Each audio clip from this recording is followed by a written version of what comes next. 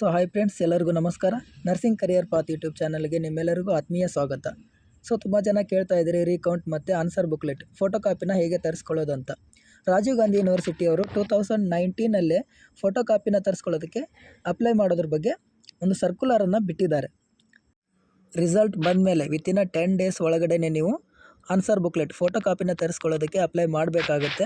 So ಇದನ್ನು ನೀವು ಓನಾಗಿ apply ಮಾಡೋಕ್ಕಾಗೋದಿಲ್ಲ, ಕಾಲೇಜ್ ಥ್ರೂನೇ ಮಾಡಬೇಕಾಗುತ್ತೆ. ನೀವು ಇದನ್ನು ಕಾಲೇಜಲ್ಲಿ ಇನ್ಫಾರ್ಮ್ ಮಾಡಿದ್ರೆ ಅವರು ಅಪ್ಲೈ ಮಾಡ್ತಾರೆ.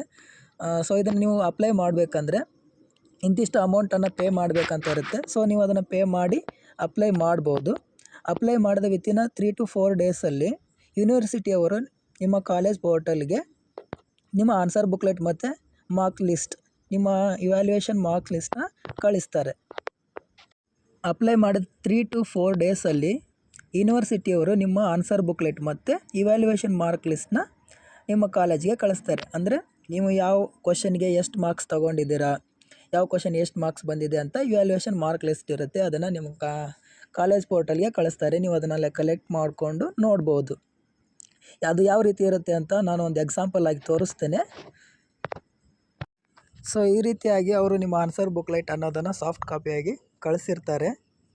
ಇದು ಇಯರ್ ಬ್ಯಾಚ್ದು. ಸೆಮ್ದು ಇದೇ ಥರನೇ ಇರುತ್ತೆ. ಬಟ್ ಸೆಮ್ ಆನ್ಸರ್ ಬುಕ್ಲೆಟಲ್ಲಿ ಕ್ವಶನ್ ನಂಬರ್ನ ನೀವೇ ಹಾಕಿರ್ತೀರ, ಇದರಲ್ಲಿ ಅವರೇ ಕ್ವಶನ್ ನಂಬರ್ ಕೊಟ್ಟಿದ್ದಾರೆ. ಆನ್ಸರ್ ಬುಕ್ಲೆಟ್ ಎಲ್ಲ ಸೇಮೇ ಇರುತ್ತೆ. ಈ ಥರ ಆನ್ಸರ್ ಬುಕ್ಲೆಟ್ನ ಅವರು ನಿಮಗೆ ಕಳಿಸ್ತಾರೆ. ನೀವು ಅದನ್ನು ಚೆಕ್ ಮಾಡ್ಕೋಬೋದು.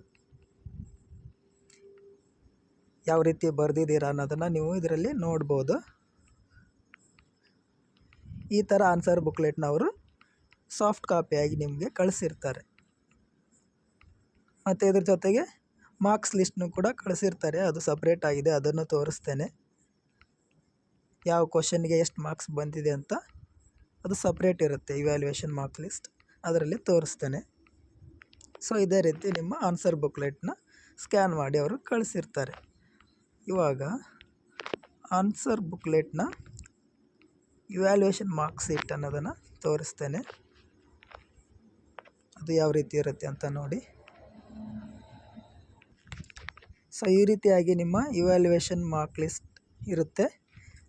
ಫಸ್ಟ್ ಇವ್ಯಾಲ್ಯೂಯೇಷನ್, ಸೆಕೆಂಡ್ ಇವ್ಯಾಲ್ಯೂಯೇಷನ್ ಅನ್ನೋದನ್ನು ಮಾಡಿ ನಿಮಗೆ ಆನ್ಸರ್ನ ಡಿಸ್ಪ್ಲೇ ಮಾಡಿರ್ತಾರೆ.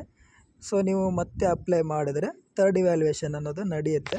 ನೀವು ಇಲ್ಲಿ ನೋಡ್ಬೋದು ಯಾವ ಕ್ವಶನ್ಗೆ ಎಷ್ಟು ಮಾರ್ಕ್ಸ್ ಬಂದಿದೆ ಅನ್ನೋದನ್ನು ಅವರು ಕೊಟ್ಟಿರ್ತಾರೆ. ಫಸ್ಟ್ ಕ್ವಶನ್ಗೆ ಫಸ್ಟ್ ಇವ್ಯಾಲ್ಯೂಯೇಷನಲ್ಲಿ ಹಾಫ್ ಮಾರ್ಕ್ಸ್ ಅನ್ನೋದು ಬಂದಿದೆ. ಸೆಕೆಂಡ್ ಇವ್ಯಾಲ್ಯೂಯೇಷನಲ್ಲಿ 5 ಮಾರ್ಕ್ ಅನ್ನೋದನ್ನು ಕೊಟ್ಟಿದ್ದಾರೆ. ಸೊ ಇದೇ ರೀತಿ ನೀವು ಎಷ್ಟು ಕ್ವಶನ್ ಅಟೆಂಡ್ ಮಾಡಿದ್ದೀರಾ, ಯಾವ ಕ್ವಶನ್ಗೆ ಎಷ್ಟು ಮಾರ್ಕ್ಸ್ ಬಂದಿದೆ ಅನ್ನೋದು ಇಲ್ಲಿ ಡಿಸ್ಪ್ಲೇ ಆಗಿರುತ್ತೆ.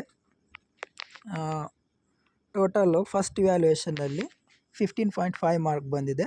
ಸೆಕೆಂಡ್ ಇವ್ಯಾಲ್ಯೂಯೇಷನಲ್ಲಿ 30 ಮಾರ್ಕ್ ಬಂದಿದೆ.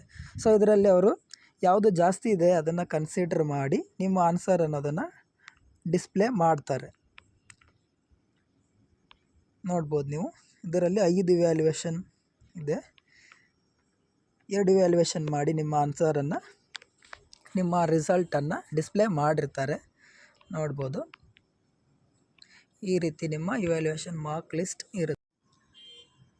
ಮತ್ತು ಎಲ್ಲರೂ ರೀಕೌಂಟ್ ಬಗ್ಗೆ ಕೇಳ್ತಾ ಇದ್ರಿ. ಯೂನಿವರ್ಸಿಟಿಯಲ್ಲಿ ಎಲ್ಲ ಡಿಜಿಟಲೈಸ್ಡ್ ಇರೋದ್ರಿಂದ ಕೌಂಟಿಂಗ್ ಮಿಸ್ಟೇಕ್ ಏನು ಆಗಿರೋದಿಲ್ಲ. ನೀವು ನೋಡ್ಬೋದು ಇಲ್ಲಿ ನೀವು ಎಷ್ಟು ಮಾರ್ಕ್ಸ್ ತೊಗೊಂಡಿರ್ತೀರೋ ಅವರು ಅಷ್ಟೇ ಮಾರ್ಕ್ಸ್ನ ಕರೆಕ್ಟಾಗಿ ಕೌಂಟ್ ಮಾಡಿ ಹಾಕಿರ್ತಾರೆ. ಕೌಂಟಿಂಗ್ ಮಿಸ್ಟೇಕ್ ಆಗೋ ಚಾನ್ಸಸ್ ತುಂಬ ಕಡಿಮೆ ಇರುತ್ತೆ. ಸೊ ಕೌಂಟಿಂಗ್ ಮಿಸ್ಟೇಕ್ ಏನು ಆಗಿರೋದಿಲ್ಲ. ಮತ್ತು ನೀವು ನಿಮ್ಮ ಆನ್ಸರ್ ಬುಕ್ಲೆಟ್ನ ಕಂಪ್ಲೀಟಾಗಿ ಚೆಕ್ ಮಾಡ್ಕೊಂಡ್ಮೇಲೆ ಇಂಥದ್ದು ಪರ್ಟಿಕ್ಯುಲರ್ ಆಗಿ ಒಂದು ಕ್ವಶನ್ ಆನ್ಸರ್ಗೆ ಕನ್ಫರ್ಮ್ ಆಗಿ ನನಗೆ ಮಾರ್ಕ್ಸ್ ಬಂದೇ ಬರುತ್ತೆ ಅಂತ ನಿಮಗೆ ಕ್ಲಾರಿಟಿ ಇದ್ದರೆ ಒಂದ್ಸಲ ನೀವು ಇದನ್ನು ನಿಮ್ಮ ಕಾಲೇಜಲ್ಲಿ ತಿಳಿಸಿ. ಸೊ ಅವರು ಕೂಡ ಅದನ್ನು ನೋಡಿ ಹೌದು ನಿಮಗೆ ಮಾರ್ಕ್ಸ್ ಬಂದೇ ಬರುತ್ತೆ ಅಂತ ಕನ್ಫರ್ಮ್ ಆಗಿ ಹೇಳಿದ್ರೆ ಸೊ ನೀವು ಆವಾಗ ಯೂನಿವರ್ಸಿಟಿಗೆ ಭೇಟಿ ನೀಡಿ ಈ ಥರ ಆಗಿದೆ ಅಂತ ಹೇಳ್ಬೋದು. ಸೊ ಅವರು ಅಲ್ಲಿ ಅದನ್ನು ನೋಡಿ ನಿಮ್ಮ ಪ್ರಾಬ್ಲಮ್ನ ಸಾಲ್ವ್ ಮಾಡ್ತಾರೆ. ಸೊ ನಿಮಗೆ ಮಾರ್ಕ್ಸ್ ಬರುತ್ತೆ ಅಂತ ಕನ್ಫರ್ಮ್ ಇದ್ದರೆ ಮಾತ್ರ ನೀವು ಯೂನಿವರ್ಸಿಟಿಗೆ ಹೋಗಿ ಕೇಳ್ಬೋದು. ಸೊ ನೀವು ಬರೆದಿರೋ ಆನ್ಸರ್ ಎಲ್ಲ ಕನ್ಫರ್ಮ್ ಆಗಿ ಕರೆಕ್ಟ್ ಆಗಿದೆ, ಕಾಲೇಜಲ್ಲಿ ಟೀಚರ್ಸ್ ಕೂಡ ಹೌದು ನಿಮಗೆ ಮಾರ್ಕ್ಸ್ ಬಂದೇ ಬರುತ್ತೆ ಅಂತ ಕನ್ಫರ್ಮ್ ಆಗಿ ಹೇಳಿದ್ದಾರೆ ಅಂದರೆ ನೀವು ಯೂನಿವರ್ಸಿಟಿಗೆ ನಿಮ್ಮ ಆನ್ಸರ್ ಬುಕ್ಲೆಟ್ನ ಜೆರಾಕ್ಸ್ ಕಾಪಿ ತೊಗೊಂಡು ಹೋಗಿ ವಿಸಿಟ್ ನೀಡ್ಬೋದು. ಸೊ ಅಲ್ಲಿ ಅವರು ನಿಮ್ಮ ಪ್ರಾಬ್ಲಮ್ನ ಸಾಲ್ವ್ ಮಾಡ್ತಾರೆ. ನಿಮಗೆ ಕನ್ಫರ್ಮ್ ಇತ್ತು ಅಂದರೆ ನೀವು ಹೋಗಿ ಯೂನಿವರ್ಸಿಟಿಯಲ್ಲಿ ಕೇಳ್ಬೋದು. ಸೊ ಇದ್ರ ಬಗ್ಗೆ ಏನಾದರೂ ಡೌಟ್ ಇದ್ದರೆ ಕಮೆಂಟಲ್ಲಿ ತಿಳಿಸಿ, ನಾನು ರಿಪ್ಲೈ ಮಾಡ್ತೇನೆ. ಇನ್ಫಾರ್ಮೇಷನ್ ಇಷ್ಟ ಆಗಿದರೆ ಲೈಕ್ ಮಾಡಿ, ಸಬ್ಸ್ಕ್ರೈಬ್ ಮಾಡಿ ಮತ್ತು ಸಪೋರ್ಟ್ ಮಾಡಿ. ವಿಡಿಯೋನ ಕೊನೆವರೆಗೂ ನೋಡಿದ್ದಕ್ಕೆ ಥ್ಯಾಂಕ್ ಯು ಸೊ ಮಚ್. ಧನ್ಯವಾದಗಳು.